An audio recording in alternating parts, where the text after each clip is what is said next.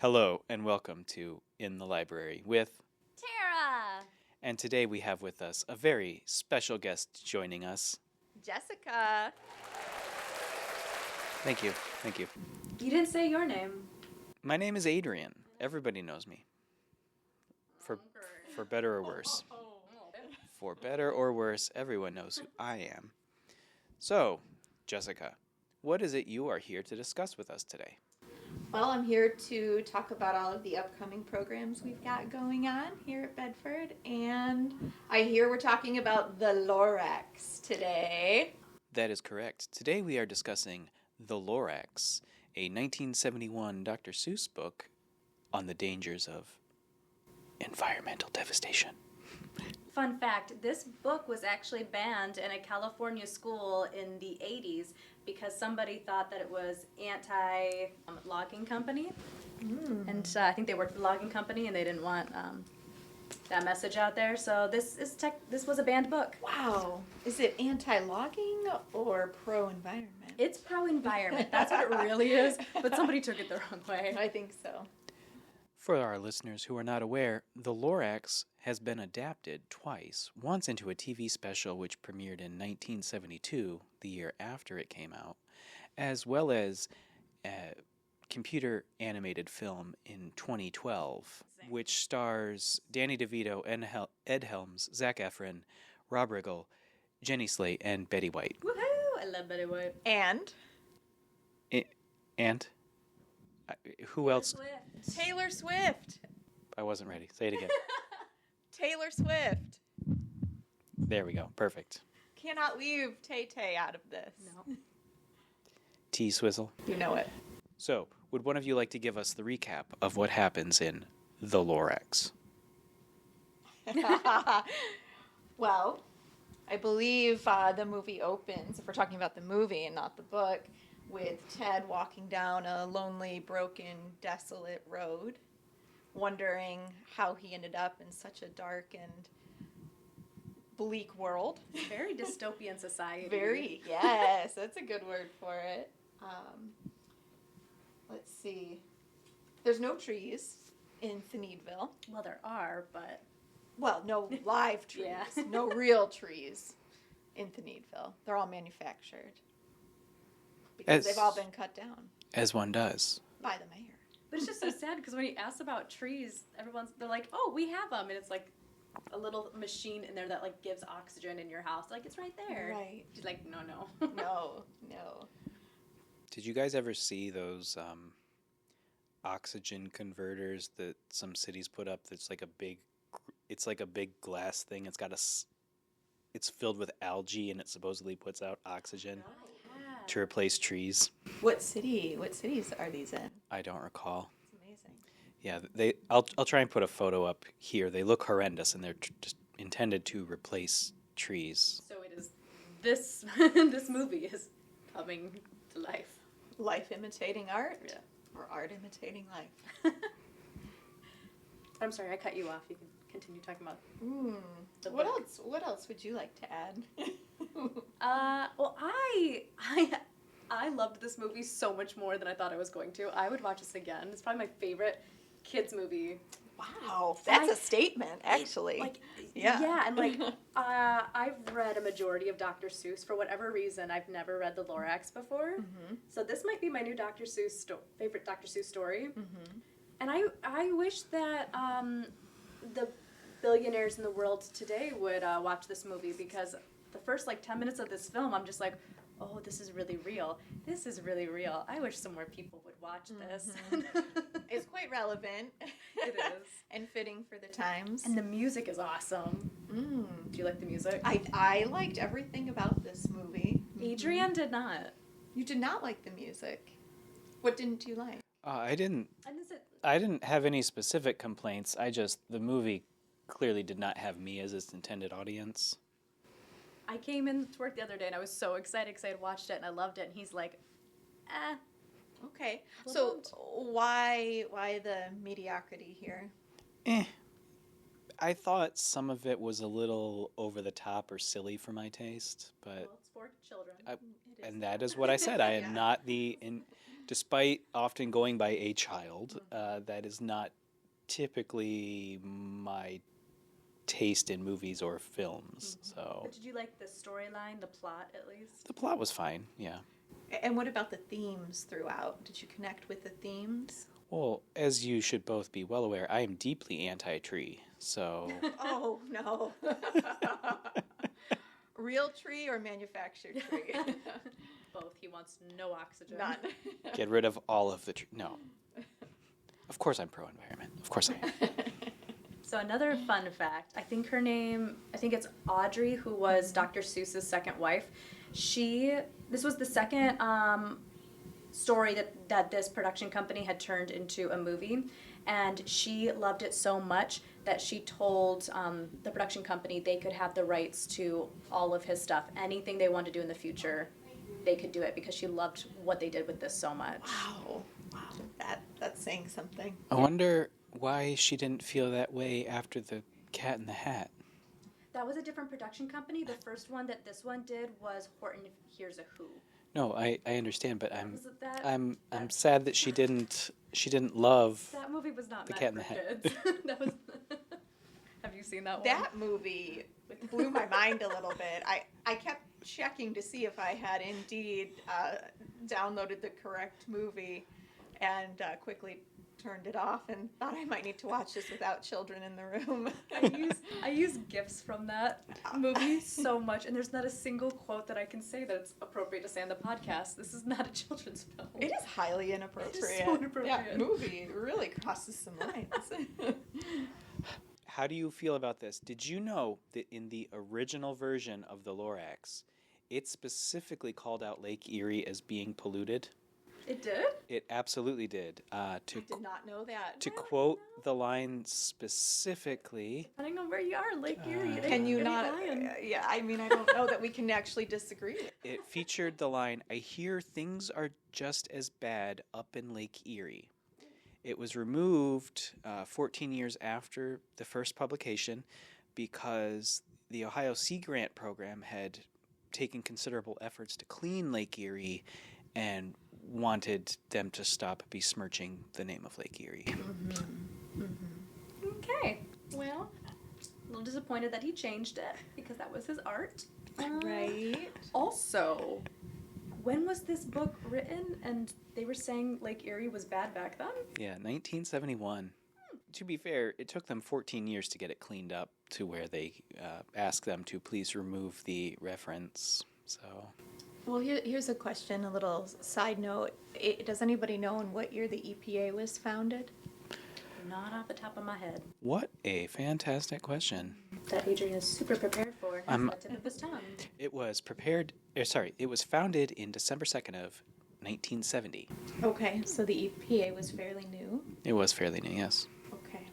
At the time of the writing and publishing of this book, I'm just curious on the impact maybe that the organization had on anything to do with Lake Erie. Maybe and the cleanup efforts. Maybe this book is why they tried to clean up Could be, Lake right. Erie. Well, I don't know if this is true or not, but I'm gonna pretend it because I like that. so I'm gonna guess that at least part of the EPA's founding was the fact that in 1969 the Cuyahoga River caught fire, and so that How probably does a river catch fire? there is just so much pollution that it. There was actually like a thick layer, I think, of oil.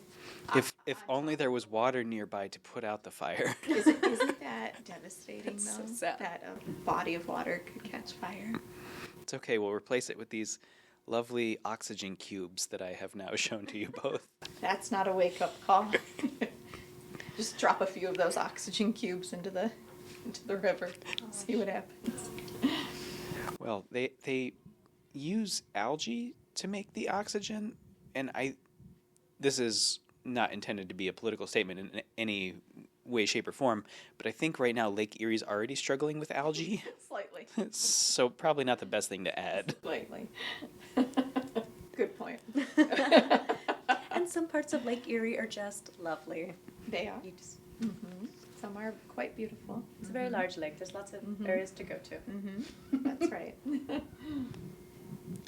I don't know if I've told you this story, or you. Maybe I've told both of you. There was a time when I was determined that I wanted to learn to sail. So I rented a catamaran and I took it out on Lake Erie. And when it was time to come back in, the wind died. There was no wind. And apparently when I rented the catamaran, it was supposed to come with an oar that I did not have. So I had to get out and I had to swim and push the catamaran back to shore with my head. With your head? Well, I had to use my arms for swimming. I love this so much. I just have a picture of you being a whale and just moving the ship or the catamaran inch by inch. Yeah, it was not a fast return to shore by any means, Wow. but yeah. See, you're nicer than me. I would have abandoned the boat, gone to shore and been like, you didn't give me an oar. Not my problem anymore. This contract is null In and the void. Some say the catamaran is still sailing the lake to this day. Okay, I have a question about this experience. Had you had any formal training or practice, or did you just Pushing one day... boats with his head? No, sailing. I read a book on how to sail. Okay. That was the extent of my training. And they just Yeah. willy-nilly loaned you out a catamaran. Yeah. No. Well, you don't have to have a boating license like for a boat like that in Michigan unless you're under a certain age. Oh, I did not know that. So yeah, I mean, there's like a yacht you would need to, but there's a lot of boats that anyone can. And realistically, if I'd had an oar, everything would have been very simple. But it was just one of those fun stories of course, that's what happened. I kind of feel like even if you had the oar, you still would have chosen this method. Absolutely not. As much as I love our I see can't it. disagree with that. as much as I love our Great Lake, I'm always squeamish to like get in it. So That's fair. I love swimming in like lakes in the ocean, but also it's like you don't know what's near your feet. If anything touches my foot, I kind of spaz. Well, you know it can't be a shark if you're in fresh water. You know it can't. I think be I'd that. rather it be a shark. At least then I'd know what's happening. What? It's like a little bit of seaweed. Like no. Oh no. it may not be a shark, but what if it's a Lake Erie zombie? The Loch Ness, the Lake Erie Loch Ness. Ooh. Well, then Well, you're in wouldn't- big trouble. It wouldn't be the Loch Ness, it'd be the Lake Erie Monster, because Loch Ness is Oh. the body of water. It's the Oh. Loch Ness Monster. Oh, I always thought it was called the Lake Erie Loch Ness. Saying Loch Ness over in Scotland, that's the body of water, so it's the Loch Ness Monster. Oh, I combined those You two did. lores and made it my own scary creature. I like it. I heard that monster resides in the algae patches floating through the lake. There are a lot of people who go missing on that body of water, and there are a lot of boats at the bottom. There probably is a monster there somewhere. Oof. So, according to this, in Ohio and Michigan folklore, Bessie is the name of the quote-unquote Lake Erie monster. Bessie. Does it say? It just says Bessie. Also, the minor league hockey team, the Cleveland Monsters, are named after the Lake Erie monster. I like that. That's pretty cool. That's an interesting fun fact. Do you think the Lake Erie monster or Bessie would appreciate the Lorax? I think so. I think Bessie wants a clean environment to live in and doesn't want us to ruin things in the future. Because seriously, if you saw the beginning of that movie, that wasn't... I loved the part at the very beginning of the end, there's this little boy who goes swimming and he comes out of the water and he's glowing because he's contaminated. And at the very end, like his parents, like, because at the beginning they're like, oh, this is fine, this is normal. And at the very end they're like, yeah, we'd like it if he wasn't glowing Anymore? Phosphorescent child. No, I think Bessie would love the movie. Yeah, I'd have to agree with that. Bessie needs a voice, just like the trees needed a voice, and the Lorax was their voice, so maybe he could be Bessie's voice, too. The little creature that speaks for the water monsters. Yes, and I prefer it to be a small orange furry creature with a giant mustache. But he speaks for the trees. We need a different guy to... Okay, Just color him blue so that he speaks for the water. It could be his cousin. and instead of a mustache, what feature could we give him? A beard. Top hat. Top hat and a beard. I'm probably not going to Photoshop that into this podcast. I think we should. So I do have to ask. We'll start with Tara. Did you have a favorite character? From the Lorax? Yes. Okay, are we talking book or movie? Why not both? For the movie, I definitely have to say Ted, because I think that his development was so great, because he started off only wanting to get a tree and plant a tree to impress a girl. That's the only reason he cared. But then he goes on this adventure, and he shows a lot of bravery, and by the end, he's like speaking up to the entire town, telling them why this is important and what they have to do, and he ends up trying to make a difference for the sake of the world. So I thought that his character development was really great, especially from the point of view of a young teenager, because I think that teens have a lot of great ideas and they have a lot of charisma, and we need to listen to them more when they're trying to do things for good for the world. Right on. That was awesome. Thanks. My answer is going to lack in depth by comparison. You're wonderful. I'm going to go with Audrey, who is my favorite character. And why was Audrey your favorite character? Wait, now that's not fair. No, I was asking. But yes, it's a large percentage of why. No, Audrey's artistic. She's creative. She's a dreamer. Early on in the movie, she's in her backyard, and she has painted this beautiful mural of the flowers and the trees and nature, and so she was able to visualize something that really didn't exist in her world. Yeah. And I like the dreamer aspect of Audrey, and then I really. And she was voiced by whom? Taylor Swift. Who's that? That's my best friend. Yes. So I'm going with Audrey for those reasons. It's because of her that he got started, so she really did start. Mm-hmm. Yeah, it was her dream and her vision that really inspired Ted, even though it was driven at first by this. He wanted to. I was so mad when she went back to her house and they had painted over her beautiful. Mm-hmm. There was no reason for that. No. There was no reason. No. I was so mad.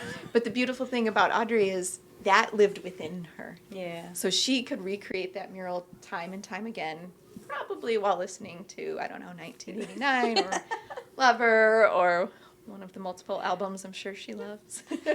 All songs from the hit band The Clash. Oh, yes. Ouch. Who was your favorite character, Adrian? I mean, obviously my favorite character in both is the Onceler, right? I knew that was going to be your answer. Nice. Solid. Got an arm. What's not to like? But didn't you like at the end of the movie that he had this big mustache? No. Because he kept teasing the Lorax about his big mustache. The movie would have been better if the Onceler were never seen, to be honest. No, they specifically wanted him to be seen because they wanted the Onceler to be shown as a human, not as a monster. That way nobody would look at it and be able to blame someone else or other creatures for what was happening. It was a human that did it. Ooh. So that was actually a very conscious decision that the director and the designers did. There was no othering of the villain. Yeah. It could be anyone. It was a very human act, very selfish human act, yeah. He's not a monster, Adrian. He's a monster to me. Just like Bessie. Also, that was my one issue with this movie. He had a tree seed the entire time, all these years. He could have planted the seed, grown, and he could have created a brand new forest. There could have been a huge forest outside by the time this kid went out there, but no, he's been holding on to the seed to give somebody else this job. Oh, he was gatekeeping that for so long. But that was my only confusion with the film. I was like, and the book. I was like, why didn't you just do it? And then you. Anyway. Or was it because he needed to wait for someone who had the courage and the vision and the drive to seek him out? Because the Onceler wasn't an easy person to talk to. He wouldn't talk to just anybody, and he often had to be persuaded. Maybe he was just really lazy and couldn't be bothered to dig a hole. That might be. Because he doesn't need someone to listen to him to put a seed in the ground and put some water on it. But maybe he needed the right person to come along and get that seed and plant it so that it would be protected. Because that was the last seed. Had he planted that and someone cut those trees down because maybe the world wasn't ready for the Truffalas to come back. Or No, why. when they built the walls over the city and everyone was imprisoned in, there wasn't a lot of people going out. or Trees. You're trying to be nice. To that. every time I plant a seed, it dies. Okay. So Me too. Do you water it? yes, Do you give it sunlight? yes. Do you speak kindly to it? I have never done that. No. That is the problem.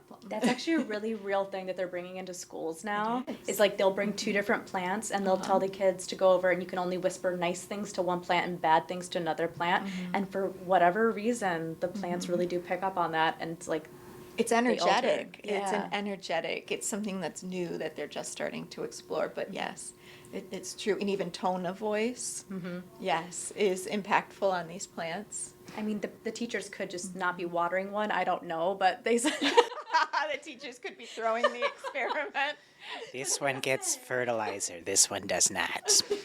in the name of character education. Sacrificial plant. you were the sacrifice. Our collective society is built on stacks of dead plants. Actually, quite literally, I suppose. Actually, yes, that is exactly what our world is built on. Yes. That's why the Lorax is so mad. It's true. This question is for Jessica. Aww. Aw. What have you been reading? Oh, that's a really good question. I'm reading currently The Frozen River by Ariel Lawhen, I believe is how you pronounce her last name. Does it involve ice and snow and Quite a lot. It takes place in Maine in the late 1700s. anyone named Anna or Elsa? Anna, you mean? No. No. It's historical fiction meets mystery with a feminist twist, and I'm digging it. It's amazing. I am also currently reading The Serviceberry Tree. It's Robin Wall Kimmerer's newest and latest release. And it was described to me by one of my book trekkers as a condensed version of braiding sweetgrass, and she was spot on with that description. So, yes. Oh, and I recently picked up Milk and Honey, the 10th anniversary edition, and I want to read that. Yeah, I actually started it last night and couldn't put it down. It's bomb. Yes. This question is for Tara. Uh-oh. Did you finish The Outlander? So I didn't, because as you get towards the end of the book, the themes get really tough. And so I'm really close to being finished, but the theme at hand right now is very difficult, and their situation, and he's pushing her away. So I did need to take a step away from it. I'm very close to being done, but I wasn't ready to deal with all that right now. Fair enough. I will finish it eventually. It's been so long. I'm curious about you and what you're reading, Adrian. Well, I just finished, as our listeners may be aware, I just finished Maladrax. Did it get better in the end? No, it got significantly worse. So I don't know why I love the Warhammer universe as much as I do, because so many of the books are so awful. Anytime a villain's plan requires the good guy to escape and then do a very specific series of things, I'm always like, how would you ever... I think they call it the Thanatos Gambit, where if this specific thing happens, that'll cause that, which will cause that, which will cause my master plan to succeed. Like, The domino effect? no. Maybe they just know the heroes so well that they know the steps they would take, so they plan their revenge over what they know that they would most likely do. I knew you would outsmart me, so I outsmarted your outsmarting. Yes. It's very trippy, man. But I haven't started anything since. I put that down and I was like, thank God it's over. And You needed a little respite. we are going to turn our attention now to what's going on at your local library. All right. Bum bum bum. I'm going to start with February events. Help us build a cardboard city. Throughout the month of February, you can stop by the Makerspace and get creative. We are supplying the materials. You need to bring the imagination. You are encouraged to come and make cars, trains, buildings, anything your heart can desire or imagine out of cardboard. And we will be displaying this community art project in the lobby during the month of March. Also in February, coming up February 8th, it's a Saturday from 1 o'clock to 3 o'clock, is a very bluey celebration.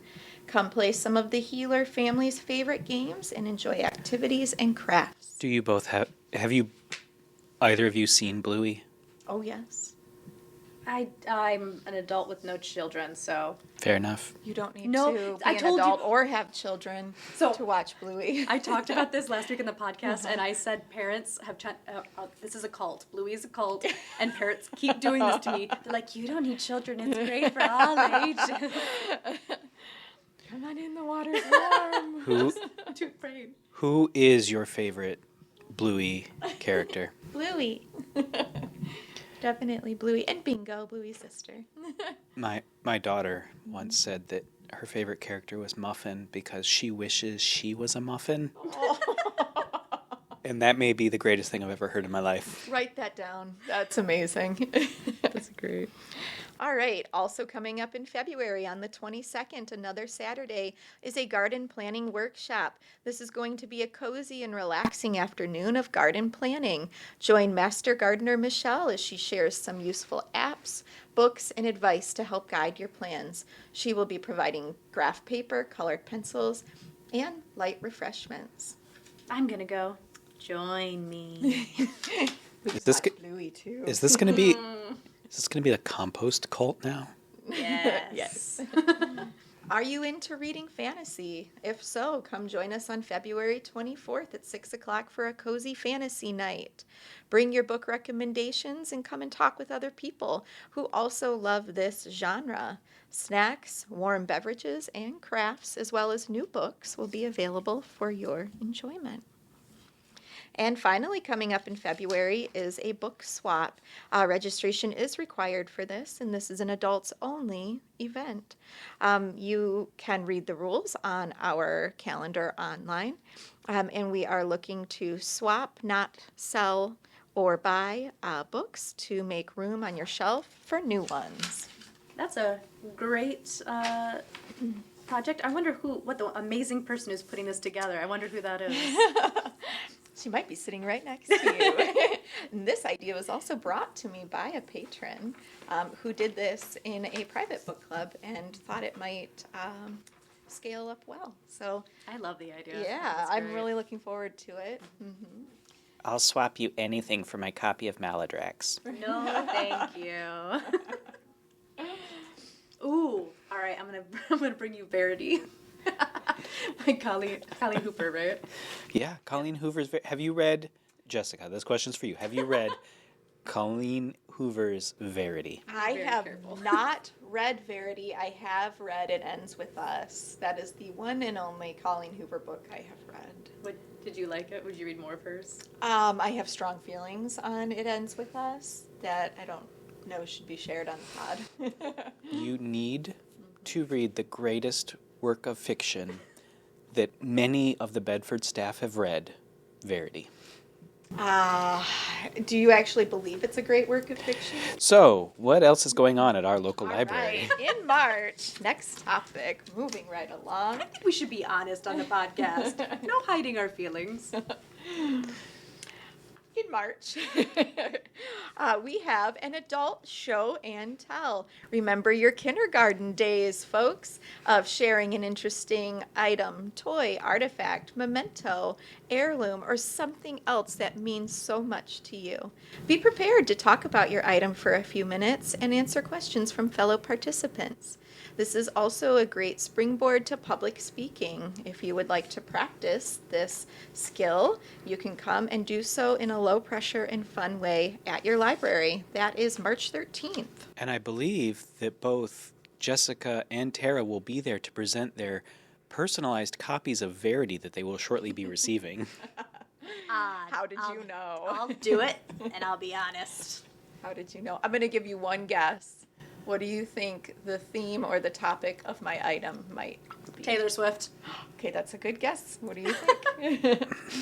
Okay, so knowing you as well as I do, and knowing the sort of things you're interested in, I have to assume that you're probably going to be bringing in the carburetor off a 1967 Ford F-150. Stop reading my diary. I've told you before. You're going to have to wait and see and find out. One of you is correct, the other not so much. Dang it. Felt so confident. Also in March, on Sunday, March 16th and Sunday, March 2nd, it is time to travel with friends. Join our beloved friends of the library as they share photos and stories about their travels.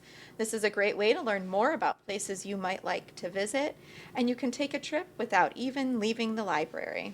Thank you to the friends for sponsoring this. Yeah.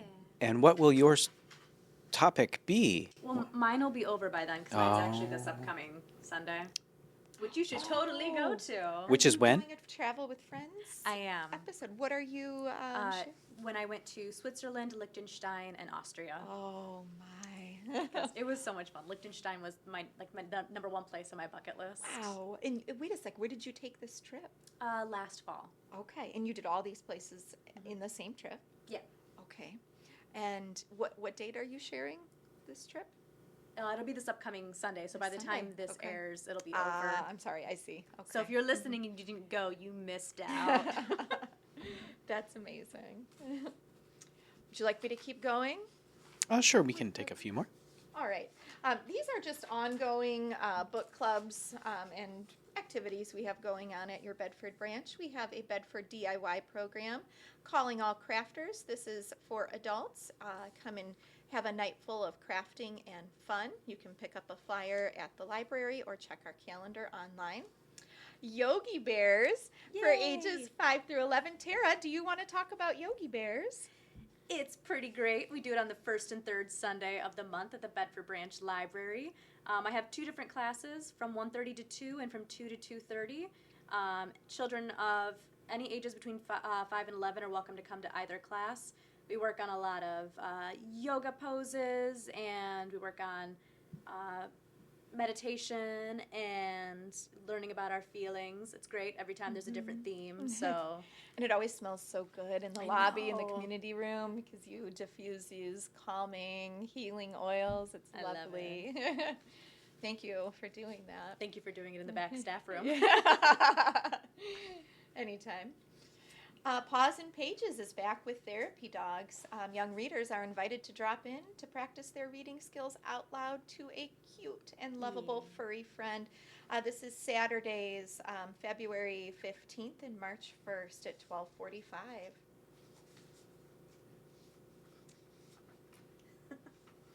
And lastly, we have movies from around the world showing the second Wednesday of every month at 1 o'clock. What a fun way to travel around the world with free movie screenings. Coming up February 12th is the movie Sahara, followed by Philadelphia in March and Out of Africa in April.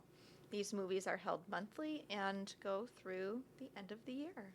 We'd love to see you there. So they switched days because it used to be on Tuesdays last year, right? Ah, did it? I bless the rains down in Africa. Did you? Do you know why there's no vampires in Africa?